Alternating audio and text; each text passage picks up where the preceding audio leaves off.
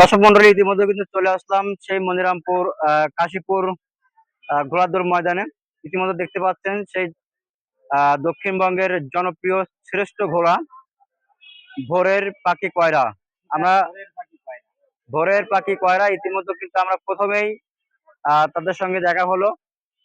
আপনারা দেখতে পাচ্ছেন ভোরের পাখি কয়রা খেয়ে মধ্যে কিন্তু তার কিন্তু ড্রেস আপ করা হচ্ছে, যেগুলো আহ রয়েছেন। আমরা ভোরের পাখি কয়রা সেই আপনার সেই এলাকায় সর, এই যে আপনি দেখতে পাচ্ছেন এই যে সর, এবং ভোরের পাখি কয়রাও কিন্তু প্রস্তুত। এখন কিন্তু তাকে মাঠে নিয়ে যাওয়া হবে।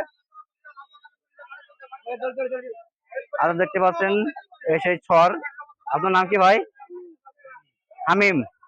হামিম, এই হামিম কিন্তু এই ভোরের পাখি কয়রাকে কিন্তু চড়বেন।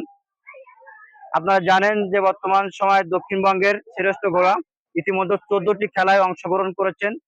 14টি খেলায় 17টি খেলায় অংশগ্রহণ করেছেন। 17টি খেলায় চ্যাম্পিয়ন। 17টি খেলায় চ্যাম্পিয়ন। আজকে